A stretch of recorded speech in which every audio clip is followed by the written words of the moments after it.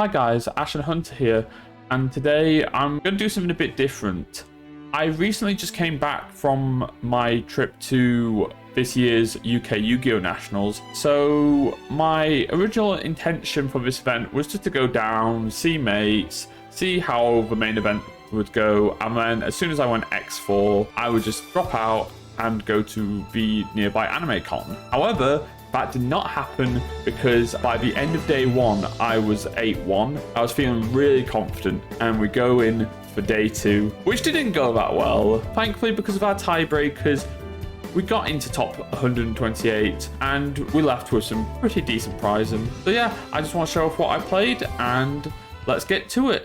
So for this event, I opted to play Elfnote, mainly because in comparison with every other deck I've been playing over the last year, this is probably the most fun deck I've played in a long while. I love the combo lines, I love the boards this deck can make, and you get to summon some very powerful monsters like Crystal Wind, Chaos Angel, Axel Stardust. You can tell Synchro Summoning is my favourite summoning mechanic. I spoke to a friend about it who was also playing Elfnote for this event, and we opted play pure because best mindset. We were going into a very long tournament and we wanted to play the most simple version as possible with the basic combo lines and as many staple cards as possible. You could make the argument that we could have still played branded, but then the issue with branded is sometimes you just open hands where you just open White Albars, Ecclesias, Bricks. I know that sounds weird considering if you open those cards in a regular branded deck, that's really nutty, but in this variant, it can be very, very awkward sometimes. I could be completely wrong saying that, especially if I decide to play that variant for Euros, if I decide to go. So for the Elfnote cards, we're playing the very standard ratios. Not really much to explain with them. The only thing I have seen is I've seen some people play 2 Tinia, but I feel like you need multiple. Well, I think you need to max out on Tinia because you want as many starters as possible, especially if you're going first. We opted to play 2 Welcome Home because while 1 is fine, there are some scenarios where it feels like you do need the second one, and linking in with what I just said, you want to see as many extenders as possible, and it can be a bit awkward if you open these together in your opening hand because Tinia doesn't get as much advantage. So if you spec Tinia and place the other one from deck and then leave the second copy in hand, it's not the end of the world because you've still got follow-up for later. In terms of the Power Patron package, we're playing 2 Medius, 1 Ginaldo, 2 Vidolium, and 3 Terminus. I've seen people play 1 Vidolium, however I feel like I wanted to play 2 because it really helps in grind games, and it's another way to get to Terminus and a starter. And then with Medius, I've seen people cut it down to 1, but I still want to play 2 because, again, you want to see as many starters as possible, especially if you're going first. All of this half deck is really, really standard, to be honest, aside from the 2 Welcome Home. In terms of the hand traps, we played 3 Harmonia. Honestly, the GOAT this weekend. So, Harmonia just is an insane card. There was 2 games against Doomsy I played against where I barely saw any Elfnote cards or Power Patron starters, or I did see them, but as soon as I used them, they would get disrupted or popped with Born and Virtuous. So I'm only just hard carried in those games. Because with the Doomsy cards, when we try to rank up, you literally just pop the guy that's ranking up and they can't make the XEs. And then in one of the games, I just kept seeing my Harmonias and I just kept using the Harmonias and just swinging for damage, and he couldn't out them. This card is really, really strong. I know it's quite high in price at the minute, but I kind of understand in a way. Although I'm not saying it should be that price. And then we have the pseudo Harmonia in the form of Mag. This card is still really good because it's a pseudo DD Crow and it's also a pseudo Harmonia. In one game, I normal summoned Droll Lockbird and I synced that and Harmonia off into Omega, and then I used Mag in hand to banish for Harmonia I just synced off, and then I used Mag to grab another Harmonia in end phase. So in a way, it's a 4th copy. Then we have the other hand traps in the form of free Ash to counter the Charmies and its other disruption in a way. I think I did use this against Branded a bit to hit High Spirits more than Branded Fusion itself. Because if they start with High Spirits, you do have to hit it, because otherwise, if they get to Fallen in White, it does make it a bit tougher. So you can Ash for Fallen in White, however, they're most likely using its effects in hand, so it doesn't really matter. You're just throwing away a card, because if you Ash its summon effects on field, after they've used the in-hand summon effect, you're just throwing away a card, because they're just going to plus off in the end phase anyway.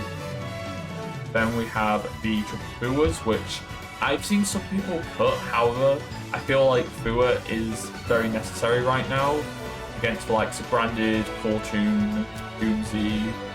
Just get more cards in Disruption in a way. You get to your Reginas, you get to Harmonias.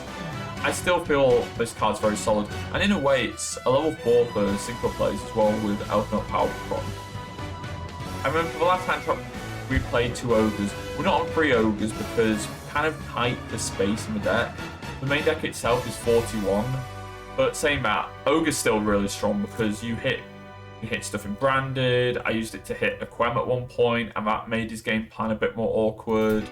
You can use it against Call Tune, against the likes of a Field Spell. It's especially good against Doomsy. It's, in a way, it's more copies of Harmonia. It's baby Harmonia. So, in a way, you've got 6 Harmonias by playing these. As crazy as that sounds. Then for the last 6 cards in the main, we're playing Triple Fawn and the Virtuous, Double Crown, and 1 Cold by the Grave. I only played 2 Crown because I could only get a hold of 2. However, I think 2's fine, especially if you're going to be drawing a lot in the deck via Ginaldo and TG Hyper Librarian. Cold by is just insanely strong. It's a hand trap counter and it's pseudo disruption. This card's just absolutely nutty. It also has its uses going second in certain matchups like Branded. And then with Triple Fawn and the Virtuous, I know it's weird playing it without the Albaz package, but I still feel like it's an absolutely blowout card. Jolly C, who was a mate who played a similar list to me, well rather, he inspired me to play this list, was also main decking Dogmatica Ecclesia, because the idea was you would go Harmonia, send Lulu Rayeth to the graveyard, and then in end phase you go Lulu Rayeth, summon Dogmatica Ecclesia, and then add Fawn and the Virtuous, which is a cute idea on paper. However, I wasn't too big on the idea. In testing, I wasn't completely sold on it, so I cut it and opted to play the 1 mag in the main instead. Powerless to a similar bar from Jolly C playing 3 Forbidden Crown and the Dogmatica Ecclesia compared to me with my 2 Forbidden Crown and my Magma. However, I'm pretty happy with these. I would go back and try the Branded variant maybe, because it has some advantages and there are some lines I recently came across that I want to mess around with. I didn't miss it too much in the main event. Also, if you're wondering why I didn't play the Power Patron variant of the deck, while the list is very strong, don't get me wrong, I played it at an OTS the previous weekend, however, the Power Patron lines didn't come up enough, and I was just thinking at that point, I might as well just play pure Elfnote. That's part of why we kind of pivoted towards that variant of the deck. Jolly C also tried the Kashtira variant, and I tried a bit of it in testing, and I really do not think opening Birth on its own is that good. Opening Birth on its own sucks so much, and I feel like Unicorn just doesn't do enough. So for the extra deck, we played the Fawn and the Virtuous targets, which are 101% necessary to play if you're playing Fawn and the Virtuous. Then we have the staple Harmonia targets in the form of Ballon and Wind Pegasus. Funnily enough, I actually did hard summon this one game without a Branded player's back row, because if you don't know what its on-field effect is, it's during your main phase you can destroy spell and trap cards your opponent controls up to the number of Aconister monsters you control, including itself. So you're only popping 1 back row, however it's non-targeting. And it's a good way for clearing board, especially if you want to push for damage as well. So clear a back row and push for damage, especially if you're trying to push for game. The reason I did it was I was trying to play around Super Poly, so I just summoned this, popped his back row, which was thankfully a dead retribution. Yeah, easy gaming. I've seen some people on Packbit. I really don't like Packbit, especially because of a discard as well, because it just feels like you go -1 for a very specific effect. I know placing cards in the back row seems really strong, don't get me wrong, especially against Call Tune. But in testing, I just didn't feel it was that great. It felt a bit underwhelming. Funnily enough, saying that, Malon's bounce effect only came up once or twice. Although I do value Malon over Packbit. Then for the other synchros, we're playing PG Hyper Librarian. I feel like you do need a level 5 in this deck. So there are scenarios where you go Elfnote Power Patron to boost its level. You get some people who just decide, oh yeah, I'm going to randomly Baylor it, or Droplet it, or Imperm it, which, as random as it sounds, those scenarios do happen, and if you don't have the level 5, and you've just got Medius and Bat, and you haven't got any other ways to Elfnote combo, you just pass on that, and it's pretty shit. I had one game against Kashtira Regenesis where I attempted to go Elfnote Power Patron's effect to level modulate, and he dropletted it, and I'm like, okay, I'm just going to go to TG Hyper Librarian now and continue playing. Not only that, this card gets you so much advantage. You go +3, +4 off this, it's ridiculous. Then you have the level 7s, Import Dawn Dragster, Seraphim, and Black Rose Dragon. I summoned these two a lot, especially Seraphim. This card is insane, especially in the grind game. And then with Black Rose, I never summoned it, but I feel like you do need to play Black Rose because there are some scenarios you go Spec Regina, summon Elfnote Power Patron, go Black Rose Dragon, go Black Rose, Power Patron, and Regina in that chain link order.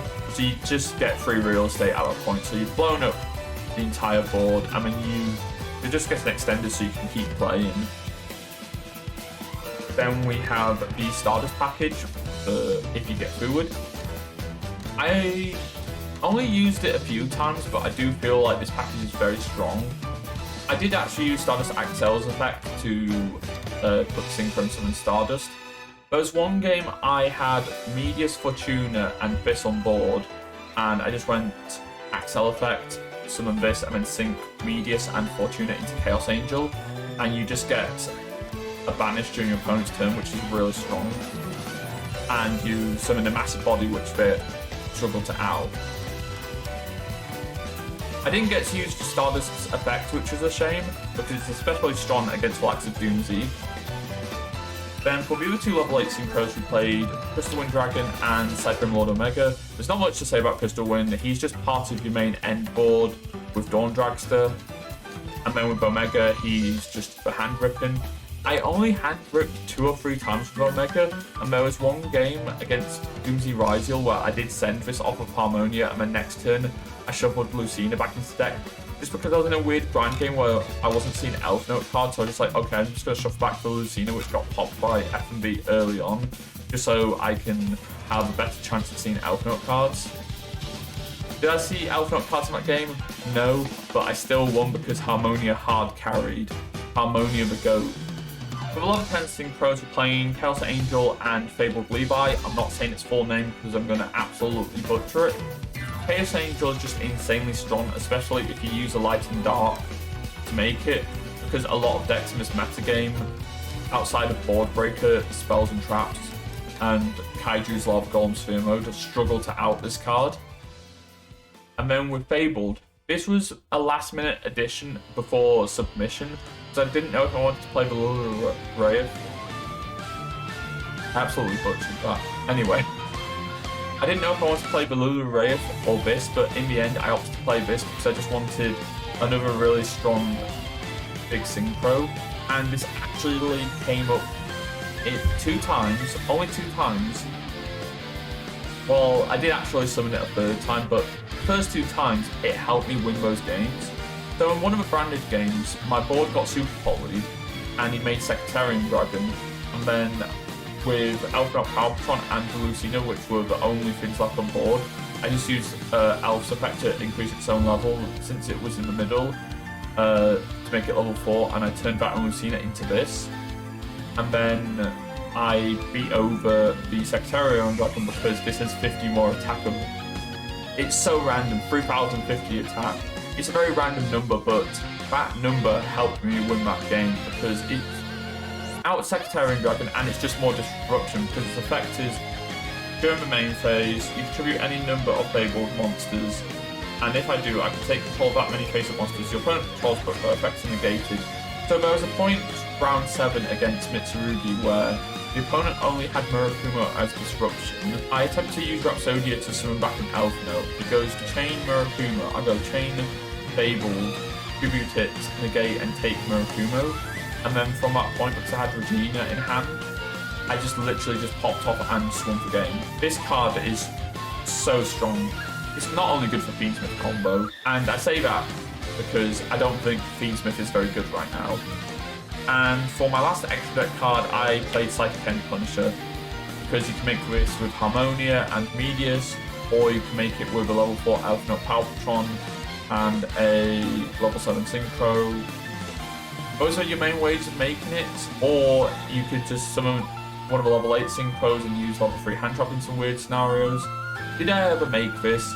No. But I do feel like I'm glad I had it in my extra deck because it can be really hard to out it, especially for Core Tune. I probably will keep trying it out, but it did seem really solid in testing. And that's the extra deck. For the sideboard, we played Triple Lava Golem, which I think is the best kaiju right now. I see some people play Sphere Mode, however, I think it's really easy to play around Sphere Mode, especially in this deck, because you just end on Crystal Wind and Dawn Dragster, because you have the likes of Rhapsodia and whatever disruption you draw into along with the Regina to play around the opponent's boards and disruptions. I only summoned this once, but it was in a game that I should have won, but I completely fumbled. Thankfully it was a game 2 because I went first game 3 because I won the dice roll in that game and I won from there. We have the Jerusalem, which is the other mag target.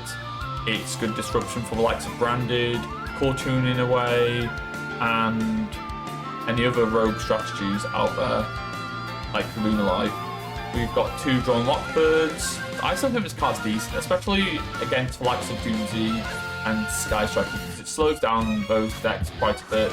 I don't think it's good against Branded or Core Tune that much, because they just play through this. Then we have the back row removal squad in the form of 3 Lightning Storm and 1 Duster.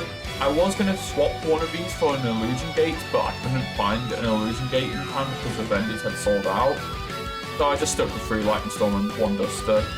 These were still really solid because it's just blowouts against the likes of Branded, Doomsday, Sky Striker. Then for the going first cards, the last 5 cards on the side, we played 1 Talent, double Warning, 1 Judgment, and 1 Accusation.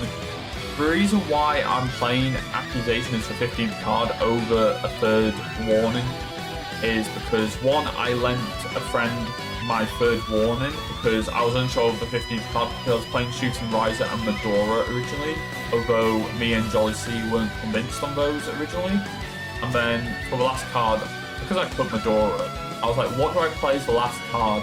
And then I realised I pulled this in the 3v3 for my entry packs. I was like, you know what, let's put this as the 15th card in the main event. It only came up 2 or 3 times, but the 2 or 3 times it came up, it was fairly decent. Then Judgment is just blowout, and then with these, but just these are just really solid. It's just like, okay, you want to disrupt your opponent. Well, the most annoying summon against your opponent, or like a very strong normal summon. And then with Talents is just more hand ripping or consistency. It's just really powerful, especially in Elfnote where they try to go Harmonia, like Harmonia can hurt, Bua hurts, Ogre can hurt. This is still really strong. And that was the deck. I'm really, really happy with how I did at this event, especially considering this is my 3rd time I've got top 128 at Nationals in my life. I nearly got it last year, however my tiebreakers weren't that great, especially because I lost at the start of day 2 and I was like, I don't really want to keep playing, especially if I've got a very slim chance of getting a map. So this was definitely a massive improvement. The reason why I lost 4 in a row was mainly just because of consistency. I don't know what it was, because I wasn't having this issue day 1, where I just kept bricking. So I bricked against Cool Tune. I was like, okay, whatever, it happens. Then I bricked 3 times in a row against Fairy Tail. It's like, what the fuck is going on? It's something to look at for Euros as well if I decide to go, because I will most likely be playing this deck. Because honestly, I think it might be one of my all-time favourite decks. I really had a blast playing this. And I want to give a shout out to all my mates who came with me. I want to give a shout out to Jolly C, who came up with the idea for this variant of the deck. Well, not the overall idea, but he came up with this specific idea for this list. And our lists were really similar, bar from being a few cards off, e.g. the Magma in the main for me, and the Psychic End Punisher in the main, well, in the extra for me, because he didn't play those in the main and extra. Shout outs to Pete and all the Derby guys who gave me their support.